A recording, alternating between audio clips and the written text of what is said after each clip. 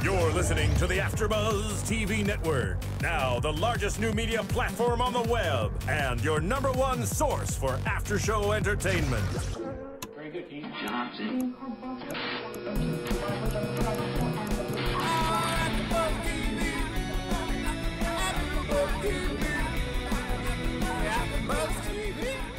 From the AFTERBUZZ Studios in Los Angeles, California, presented by Maria Menounos and Bing.com, and streaming live thanks to Akamai Technologies, this is AFTERBUZZ TV's Mob Wives After Show. We'll break down tonight's episode and get you all the latest news and gossip. If you'd like to buzz in on tonight's show, you can buzz us at 424-256-1729. That's 424-256-1729. And now, another post-game wrap-up show for your favorite TV show. It's AFTERBUZZ TV's Mob Wives After Show.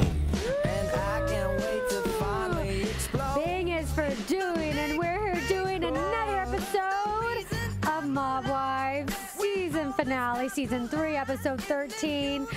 We're so sad, Roxy, aren't we? 13 was not enough. No. Well, I am your host, Erika Vieira, and I am joined here by Roxy Striar. And we're both here very sad, mourning the end of Mob Wives. Well, I had like a huge smile on my face.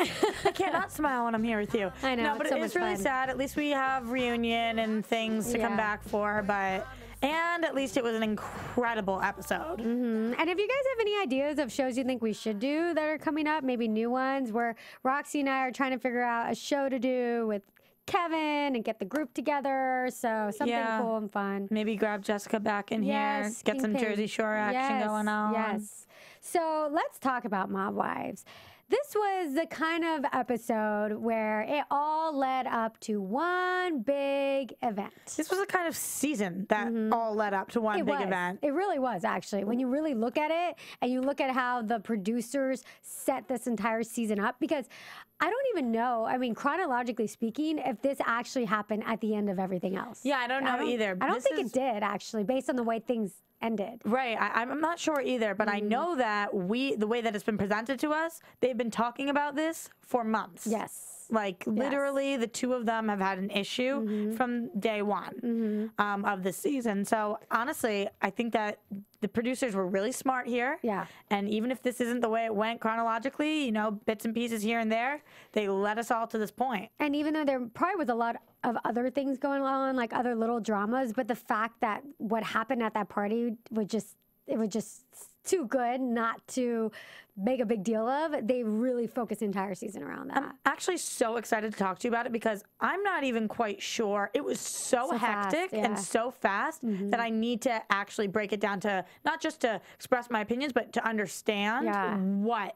exactly happened on Earth. Well, let's get started. Let's just start. We're going to go through the episode tonight. I think that's the easiest way to discuss this episode. And the top of the episode starts off with Ramona and Karen. They're out shopping. And we see Karen kind of talking about like the whole thing with Love and Carla. And this entire episode, everyone's talking about this party, Drita's birthday party. Everyone knows Love's going to be there. Everyone knows Carla's going to be there. And everyone has an opinion about it. And Karen is basically, which is interesting, I mean, Karen's saying that like violence is not the answer. That was her conversation she had with Ramona. Right. And she's also thinking that she can hold Love back because they've been friends for so long. Violence is not the answer. And I can take care of that. Yeah. Clearly. Yeah, as we see, that doesn't happen. But Karen does kind of see herself as like a big shot. And like also, like I think she puts a lot of weight into her relationship with Love and her friendship with Love because like she said this too, you know, I'm really the only one here out of this group that has any way that that could possibly even control Love. Right. And I thought it was interesting when they are given the title or self-proclaimed the party ruiners because they don't want that title anymore. I feel like that's why Karen doesn't want all of these physical fights because they really do at the end of the day, even though it makes great television, these are their actual lives. And of course they want to have a good time. They don't want to be fist fighting all the time. And I just think that that's interesting because we're looking at them like they're always looking to kick some butt. Yeah. And it's their actual lives. And that's not what they're trying to do all the time. Yeah, but the problem is, like, history is repeating itself. I mean, you know, in past seasons, these women have shown that what they're capable of and what they can do and what they're willing to do in times when they're presented with other people, you know, issues and things like that. They have fought, like physically fought. So, you know, obviously I'm sure it's not something they want to do all the time, but unfortunately for them, they've exhibited that kind of behavior in the past. So, and another thing I thought that was interesting about this scene is that, like, Karen even is like, and we start seeing everyone's opinions of love, but Karen even herself is saying, like, love is, she said, quotes, love is not all there mentally. Like, that's a big statement coming from someone that knows somebody for so long. This is what I was saying last week about love. People, even that are her closest friends, acknowledge that she's crazy. Yeah, and as I was saying, I have friends like this. They're so loyal, and when they've got your back, it's so clear what an amazing friend they are that it's not necessarily the first priority for them to be altogether sane. Karen's not dumb. Karen doesn't look at love and think, this is a perfect person. Drita's not dumb. Big Ange is not dumb. None of these girls are looking at her. Smart. You know, they're all smart ladies. Even Love is smart. And they can all figure it out, you know? We really see tonight that, you know, we've been going back and forth. You asked the question last week, is Love insane? And I don't think we can come to any answer other than yes. Like, and I think that becomes pretty clear. And I think that all of Love's best friends would come to the same conclusion. Yeah, yeah. I think Love even admits it. Yeah. She blacks out. I mean, she has issues. She broke her fist against the wall. We'll talk about that. That was like, are you kidding me? I feel like if we're talking about love as the thing and not the person, this is like the deepest conversation I've ever heard. Yeah, if you have no idea, you've never watched the show and you're just doing this, we are speaking about a human being. Yeah, a person. All right, so then we move on to a scene between Carla and Joe where they go grab some food or something, and then they're discussing a couple of different things. Carla was finally served the divorce papers. Right. And, you know, in this scene, I was sad because I like Carla and Joe together. I think Joe's actually really cute. Dude, this reminded me of when she went to get her teeth or whatever clean. The facial. That's what it was. Honest to God, I think they are the most sane, cute couple on the show. That physically, they're a very attractive couple together. Like, they look great. And I love that they're exes that are friends, and they went to the pizza shop, and it seems so civil. And I just love the scene. I felt like I was getting to know Carla and Joe's relationship, and there's clearly still something there. And even Carla said, she's like, even though we're getting divorced, there's still, of course, that almost mutual respect. I don't remember the exact words she said. Well, during the conversation, during that scene, like, Joe was like totally had Carla's back when it came to the whole Angel thing, and was pretty much telling her, Carla, don't do this. Don't be in that fight. You're a mother. You're a good person. I mean, he really was like giving her very good advice and like really had her back in the situation. Wanted her to look good. Wanted her to exhibit like ladylike behavior too. Well, never discrediting her for what she's doing. Like, yeah, exactly. I thought it was really great. Like you're saying, the quote was, "You're a mother of two kids. There is no reason for you to be in a cat fight." Yeah, which is completely true. I wrote that down too. Yeah, it's really interesting the way he phrased it. But he never was like, "You've done this in the past. You chose to be on a TV show. You need to respect your children." He was just saying, like, listen, this is what it is, and you know these women, and you know yourself, and you know you're capable of walking away. Yeah. And honestly, I thought she would have been capable of walking away too, and I don't think she was given the choice. Yeah, but we'll I keep jumping the gun. Don't jump the gun, Roxy. I can't help it with this episode. Don't jump the gun. Let's just talk about Carla and Joe. I know it's so hard. It's a hard life. I know it's so hard here at AfterBuzz TV. Anyways, so I was sad that Carla and Joe aren't together, and that they are getting a divorce, and that this is really like we're just starting to see like their relationship because he was in jail for so long, and I just think he's really cute. Okay, anyways, and he did talk about the fact like this is absolutely ridiculous with the wings. He's like 700 companies out there have wings as logos. He's like, my father drew those wings. Like, where the hell is she getting that from? So, you know, just like we said. Yeah, exactly. Okay, so then next scene, we see Drita driving on the phone with Lee.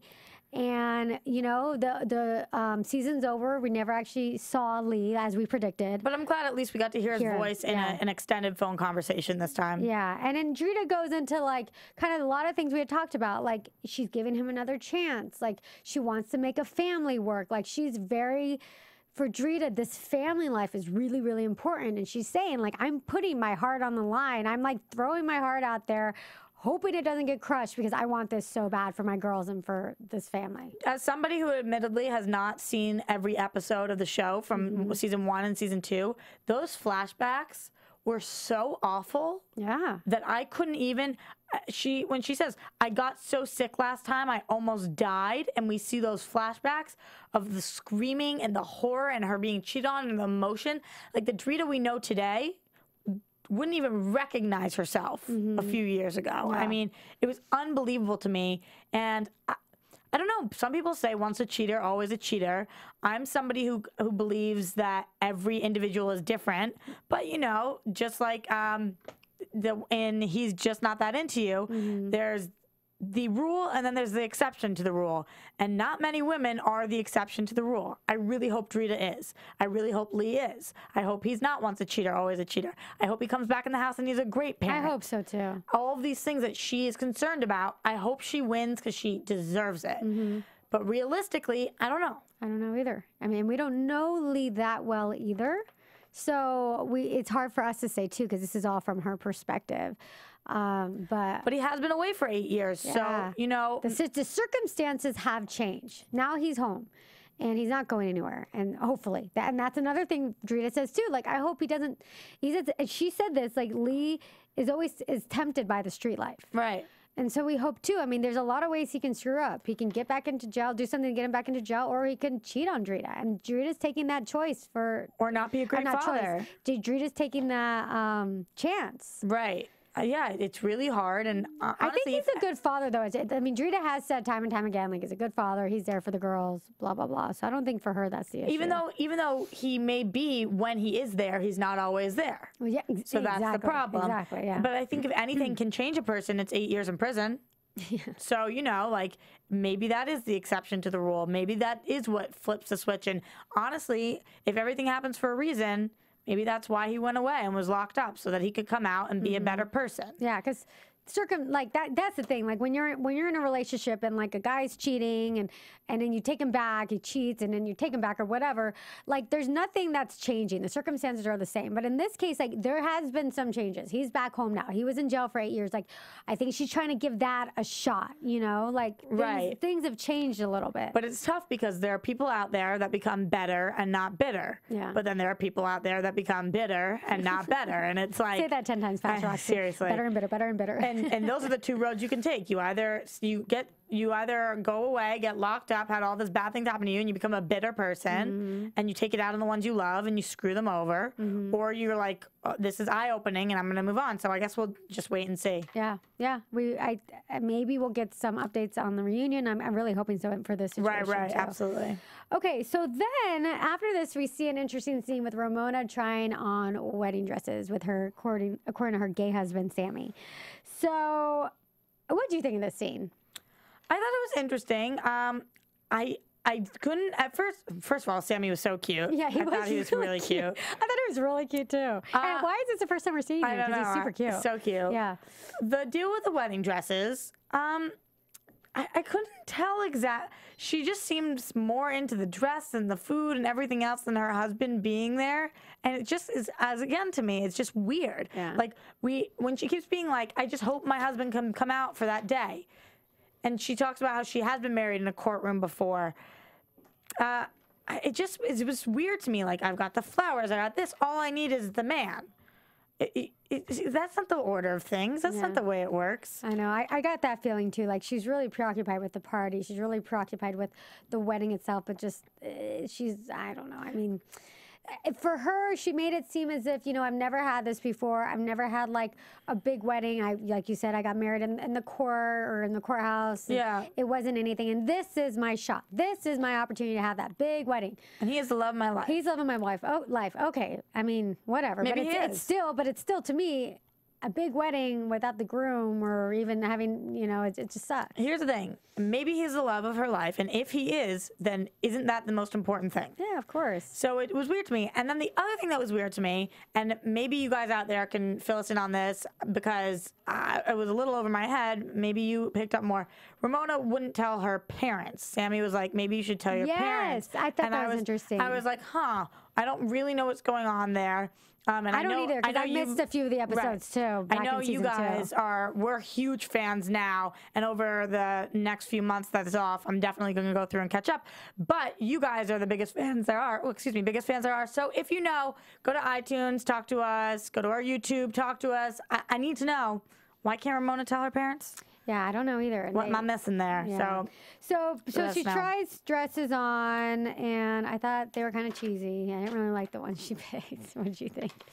I mean, I'm trying not to be mean because I don't know. Maybe in person they're better, but yeah, they were tacky looking to me. They were tacky. She's a really attractive woman. She's got a great figure. Right. I think she could have found something. I'm just better. one of those, like, the simpler Me too. on your wedding, like just a nice clean cut. Yeah. I don't need all. It made her look. She's a great body, like you're saying, and it made her look bulgier because there was so much fabric. Yeah. I would, yeah. Okay. Just anyway. Next to Big Ange. Okay. Next scene is we've got Big Ange with. Oh no, we didn't. There was like a little scene there with Big Ange. They didn't really do much. No, not much. So actually, then I'll skip over to a scene with Love and what was it? Karen and Ramona. Karen and Ramona. And Love's on the phone. And yeah, okay, that's it. And so. Yeah, pretty much the same thing. Like in this situation, Love, it's revealed that like Love broke her hand because she got so mad. And she has 6 broken bones in her hand because she punched it against the wall. Because she got so upset. Because she was so upset. What was she so upset about? No idea. And it was just funny how she called Love, trying to, okay, I'm going to, you know, Karen's like, I'm going to try and reason with Love and talk to her like, you know, let's not fight. We're going to have a fun time at the party. Let's be civil. This is when you know. This is when you know that Love is not backing down because she's yelling at Karen. I know. And, like, she's, like, getting herself more and more angry. Like, you hear it as she's talking about, like, Karen's not instigating anything. Ramona's not instigating anything. And Love is just getting angrier and angrier and angrier. This is one of those phone conversations where I'm sitting on my couch watching this, and I'm, like, tweaking a little bit because it's making my heart pound. I'm like, I know what's coming. Oh, my God. Okay, when's she going to crack? So, yeah, I felt very tense during this moment. I just knew that this was like the foreshadowing of what was going to come. Absolutely. And we all knew it wasn't going to be pretty. So let's just jump right into it. So we've got the 80s party. First of all, I do want to start like a little lighthearted. Like, how much did you love the women's look? So cute. Wasn't it so cute? This was the most annoying thing that Carla has done, in my opinion, all season, is that she didn't dress up. I cannot annoying. I cannot stand women that don't dress up. Yeah. Dress up. Or do something with your hair or your makeup. If there's a theme. No, she was dressed up, but like the that's what I meant, to the theme. Yeah. Dress to the theme. I'll be so far as to say I hate that. I hate it. I hate it so much. If it is your best friend's birthday party and she has a theme, you dress the F up. Yes. Especially if it's something fun. This like isn't 80s. something you could have, even if you didn't want to go out and buy something, then do your hair and makeup different. Like, I'm sorry. Have fun with it. Don't take yourself so seriously. Show up. Do crazy hair. Do crazy makeup. It's fun. Every other woman in there did it. Yeah. So what? Do you have a stick up your ass? Too cool for school? Like, you're not that great. Yeah. You're not above everybody else that you can't go flashback to the 80s. I 100% agree. I was so annoyed about that. And that's a personal issue I have too. If someone's throwing a theme, you got to show up in theme. I'm all about themes. I'm all about theme. I think themes are great. And it's harder to plan a party with a theme. So, you know, you show the respect. Drita has this whole idea, and it's her birthday, and it was fun, and it's the 80s. And she even said 80s, 90s. Like, you've got mad options here. And everybody else looked awesome. Awesome. Oh my God. Like, I thought Ramona looked amazing. I loved the way she looked. Renee like so dynasty. I love it. Like, and Carla looks so, not Carla, Drita looks so cute in her thing. The like, leggings. I loved it. I think the girls looked amazing. I loved how they look, and bravo to all of them except for Carla for dressing up. Right. So, and the other thing too, so if we first see it where they're walking in, Carla shows up early with Big Ange. You're kind of getting, you know, settled.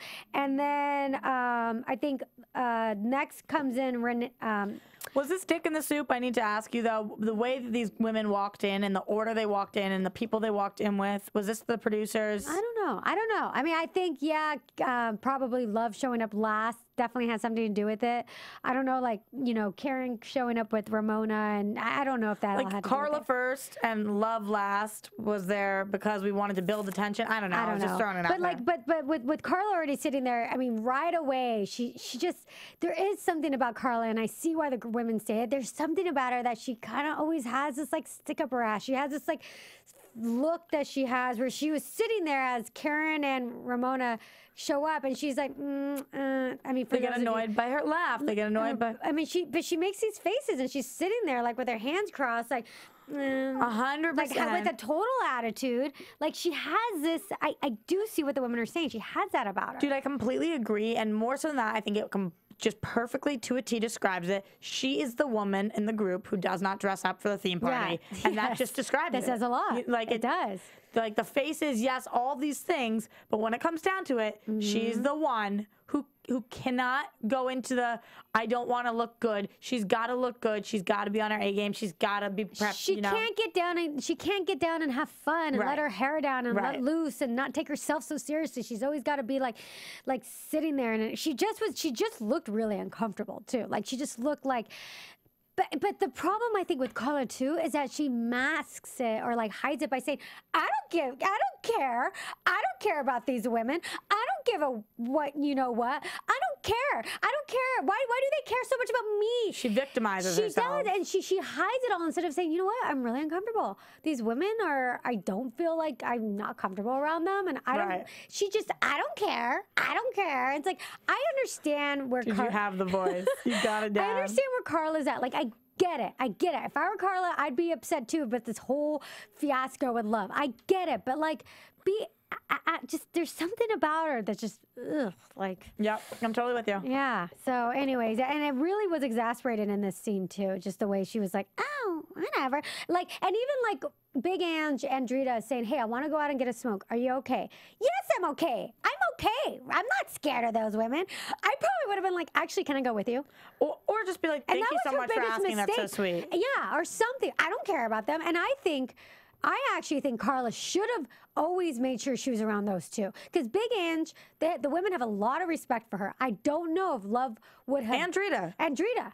And this is Drita's party. And if these two women had Carla's back as they did, and they said, hey, we're walking outside. Are you okay? Carla should have actually like been smart. And I don't want to say smart, but she should have protected herself. Big Ange and Drita are middle ground. Yeah, Karen is not. No, and neither is Ramona. And that was stupid of herself to put that in that position. Yeah, and I think, and it was stupid of Karen to think that she could have been the stopper of the fight. Like, yeah, and Drita said like, you know, I have to say, like, I don't know if that fight would have happened the way it would have happened if Big Ange and Drita were there. And I think that was the first mistake that Carla made, was letting them leave without her either going with them or you know, just letting them leave her side. Right.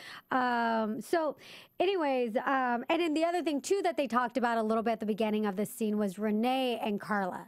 And the fact that Renee and Carla hadn't really seen each other since the knife fight or whatever the hell that was. And, you know, there was a little bit of tension there, but it wasn't. Dude, if I knew I had one enemy there already, if I was Carla, I would have gone up to Renee and been like, hi, how are you? Yes. Just making sure everything's still fine. Like, I hope you have a great time. Yeah. She, like, on purpose, like, turned her back, did the look. And that's what I was talking about. That was what I was referring to, with, like, Carla having that attitude. Like, she just had that face, like, where that, even if, like, Renee was above the whole thing and, like, it was done with her, like she said, Renee's like, I'm sober now. Like, I've moved past it. Even if Renee came from with that attitude, Carla's energy was just so negative. Yep, I completely agree.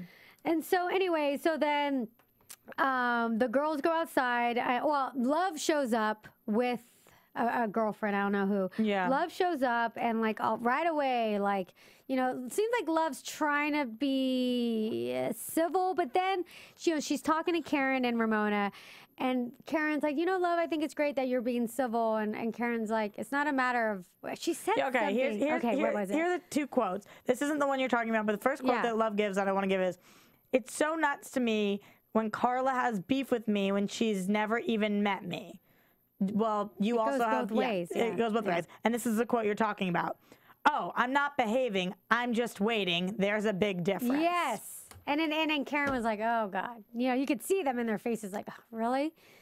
I mean, if you can tell that you're not behaving and you're smart enough to know you're not behaving, then behave. Behave. Like I don't get it. You know, there have been times where I've been completely out of line, but I didn't know I was out of line before I was out of line. Like, you know, afterwards. You're saying if you're self-aware enough at the moment to know that, like, be self-aware not to exasperate a situation. If you're sober enough, smart enough, self-aware enough, whatever the word is, to realize what you're doing is wrong, don't do it. It's when you do something out of anger and then afterwards you're like, oh crap, I shouldn't have done that. But that's not what this was.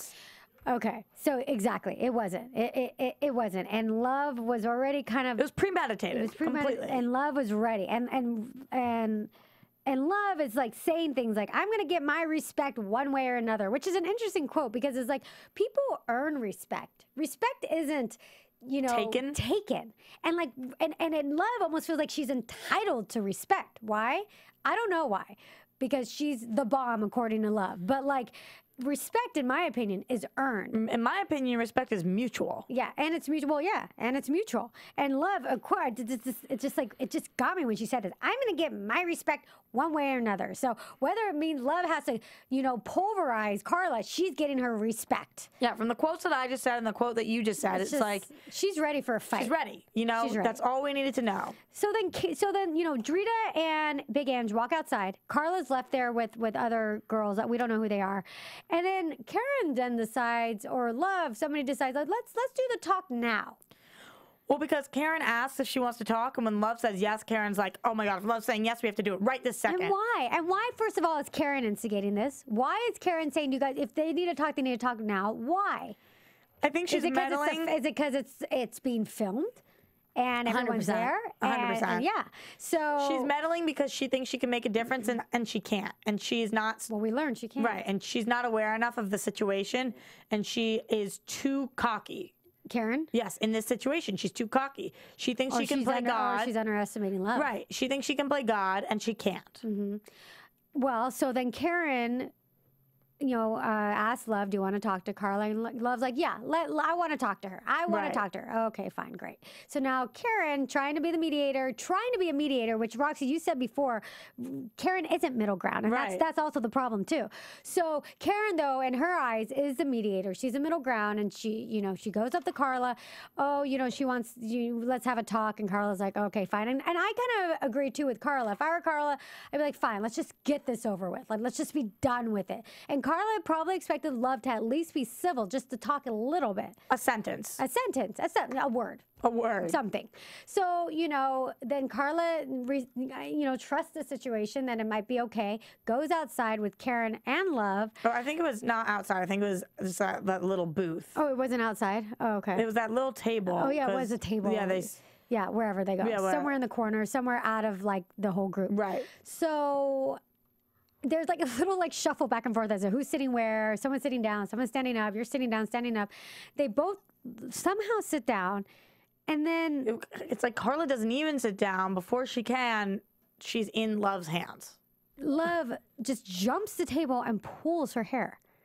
Like, just jumps over like an animal. What I don't understand is, why is Carla bleeding in her hand? Well, who knows? Who knows? Because she went swinging back, but it could have been from those bouncers. Like, usually they try to keep the camera crews out of the way. This was like, you could see camera crews, you could see bouncers. They didn't care about the fact that they were screwing up that this is a reality show, because usually they like to keep that separate. I mean, when they have fights like this, you've seen it on Jersey Shore, you've seen it on the other Mob Wives. Absolutely, but I'm saying this one was so big that they had everybody in there pulling everybody everybody off. You know, usually on Jersey Shore, they'll have one guy come in and two guys come in. True, yeah. This was like, they couldn't be bothered with the fact that this was a show. This was real life for a minute. This was like a liability issue. Yeah, because somebody was going to get really hurt.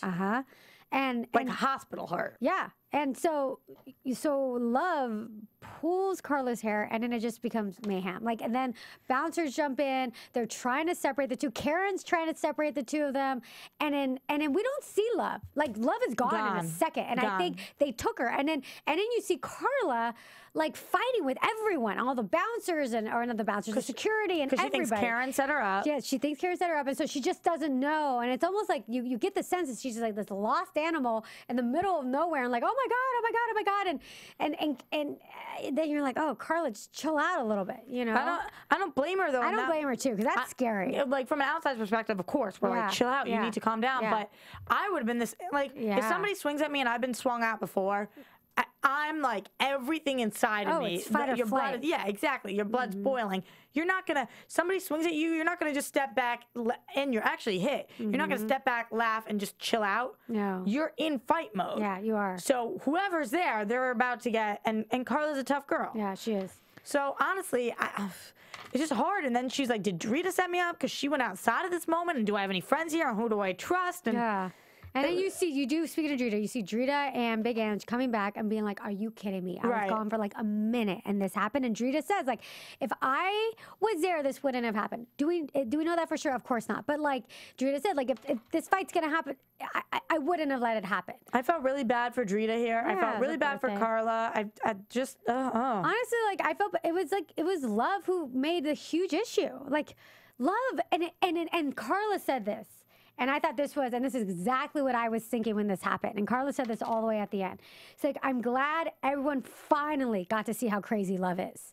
Like, Love pretty much proved the fact that she's crazy. She proved what Carla had been saying all along, that she's crazy. And she proved it to Love pretty much like built her own grave. I love that quote. And I loved when Carla said, when you can't speak to someone and all you want to do is fight, that's a bully. Yeah, yeah. And that's exactly what Love is. She's a crazy bully. Yeah. She's a good friend to her friends, but she's a bully. Yeah, she is. For someone she doesn't like, even like that poor woman that we saw last week out in the corner who was checking out to see what was going on, Ramona's friend. Right. I mean, she runs after her. It's like, dude, Love. Like, just because you don't like somebody, just because somebody doesn't agree with you, it does not give you the right to sit there and physically attack them. It's or interesting. Even verbally attack them. Interesting, because last week we see her use her words with Ramona. Yeah. So we know she's capable of it. Because she has a respect for Ramona. Right, but so we know she's Ramona. Yeah, but some people aren't capable of, they're not intelligent enough to make articulate sentences. Oh, so you're saying like Ramona is, I'm saying Love is capable. Love is capable of it. Yeah. She just chooses not to. Yeah. And that's what bothers me. You know, it's not like all she's ever known is fighting and she doesn't know how to make a sentence and she can't express herself otherwise. We know she can. Yeah. She just doesn't. And the other thing that Love says, and I don't know at what point she says this, but she said that, like, this conversation between her and Carla, like, every time I play it in my head, I'm ripping her head off, her face off. It's like, if that's how you're going into a situation and that's how you're imagining it coming out, that's the energy you're putting out, that's what you are putting out in the world and the vibes, like, 100%. That's what's going to happen. Of course. And when Karen chases after her and they're having that conversation, Love says, I tried to sit down nicely. I'm sorry. No, she didn't. I'm sorry. Yeah. When was that? Yeah, she did not at all. Like, I did sit down, and then under 1 second later, you stood up and had her over the table. Like, she just, I don't think she sees things correctly. I don't know. I don't know how she's seen him. And so then we see a lot of focus on Karen. Karen being upset at the fact that she now thinks that Carla is going to think she set her up. And if I were Carla, I would totally think that too. Karen's the one who went up to Carla and said, Love wants to talk to you. Karen said, and you know, I'm here so that there's no fighting happen. Right. Okay, Carla trusts that, and that didn't happen. Right. So like you said, Karen thought she was stronger than she was. You know, I think she underestimated Love. And I don't blame Karen for being worried about that. Carla for being worried, yeah. Yeah, well, and Karen for thinking that Carla's going to think that. Because I would think that too. And I think anybody seeing that situation and not really knowing what was going on would think that too, that she was set up. I 100% agree. Yeah. And we even see Renee, who comes to Carla's defense. And Renee and Carla have that issue. Yeah. It's like everybody, like you're saying with the quote, where now everybody sees that Love's crazy. Yeah. And it's hard. Who do you trust in that moment? And everybody kind of bands around Carla. Yeah, they do, and I don't blame them. I mean, everyone does. Even like you said, even Renee. Even it was interesting to me though. The only person, even though Karen does come to Carla's defense, yeah, it was interesting to me that she never said one bad thing to Love. When she came to the car, she wasn't like, "Love, F you, I can't believe you did that." She was like, "Why'd you do that? What happened? You're my friend." And yeah. I don't know. I mean, I guess You think they're scared of her? Yeah. Yeah. I guess a friend is a friend, and you stick by them, right or wrong. But yeah, but Karen also knows probably how to handle Love. Like handling Love in a more delicate way versus coming at her is probably the smarter way to do it. Right. You know, and like Karen even said, like listening to her, like there was no reasoning with her. Like she was gone. Ramona, who's not involved in this fight at all, sitting back in the background. How do you top this party? I wrote Stab that down. a bitch? I wrote that down. I thought that quote was so funny. First of all, she looked bomb. I thought she looked the most bomb. She looked amazing. Everything. I loved it. She looked so killer. And just standing there saying that, I was like, you go, girl. How do you top this party? I wrote that down too because I thought that was the funniest quote of the entire episode. And so candid. That was not like cameras are on me. That was like her standing in the corner. How do you top this? How do you top this? I love that. I thought that was so funny. Yeah, and then like Carla ends up going. She's in the bathroom with Drita, and then like Karen tries to come in after talking to Love, and it looks like Karen's trying to resolve it and try and explain herself to Carla. Like I didn't set you up, and I don't know if Carla ends up believing Karen or not. Maybe she will after she sees the footage. But if I were Carla, I don't think I would believe Karen either. Neither would I. Even if Karen came up to me, because that's such a scary thing. I would not believe her, but I would be skeptical for sure. For sure. And then I think the Renee thing did salvage it a little bit, and how they, she says that they have a kind of understanding because of how long they've known each other, and so that's why she was helping her because, Renee's like, I'm not gonna let you stand here and let you bleed. Yeah. But the weirdest thing to me, I can't even make words. The weirdest thing to me was the very last thing of the episode where we see Drita taking shots. She says, "I'm the boss of my castle," and that's the end of the episode. It's like they want to put it on a positive note, and I'm like, what? Let's talk about the end of this episode because I thought it was really. It ended way too quickly for it being the season finale. There was no recap, nothing to kind of like. I don't know if you watch like the Real Housewives show. Well, at the end of every finale, like usually there's something like this: a big party, all the women are there, but like they take a moment to like highlight each woman and to say where they're at now. And there's still reunions, and so there's still going to be a reunion in this case. But like you feel like that it was resolved. Like in this case, like. We didn't even see Big Ange at the end of it. We didn't even really see Karen like all the way at the end of it. I thought they would have at least taken a moment for each woman to say something. I am the boss of my castle. So weird. It was like they were trying to use that as the quote to summarize the episode. See, and what I interpret it as is like, is Drita getting her own show? Right. That's what I interpret it.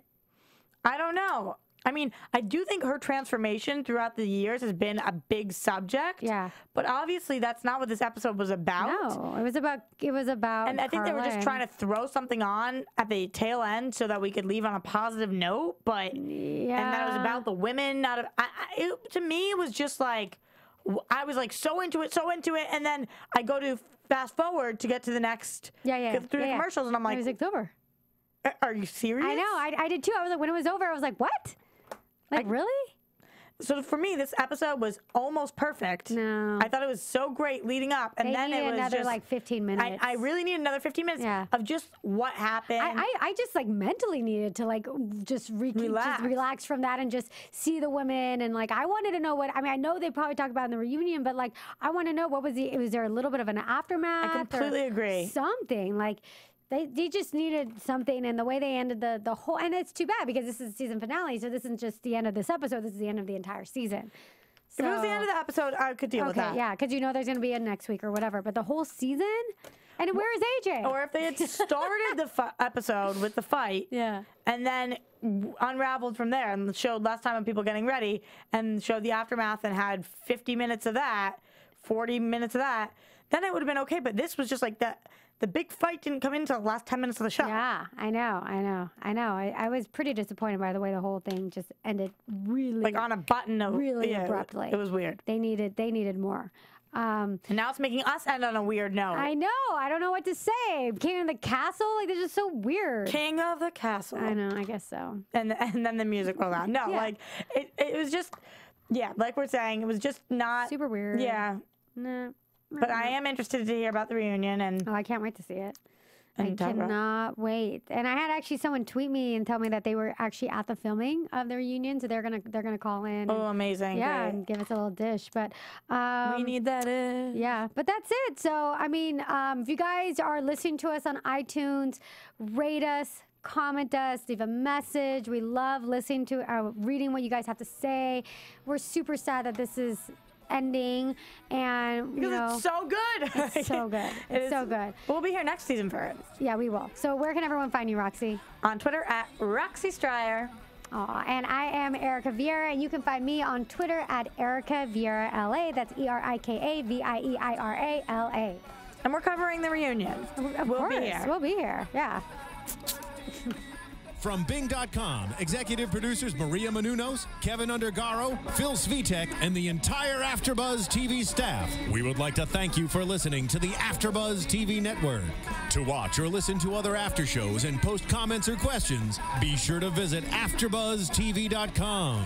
I'm Sir Richard Wentworth, and this has been a presentation of AfterBuzz TV. Buzz you later, bitches! The views expressed herein are those of the hosts only and do not necessarily reflect the views of AfterBuzz TV or its owners or principals.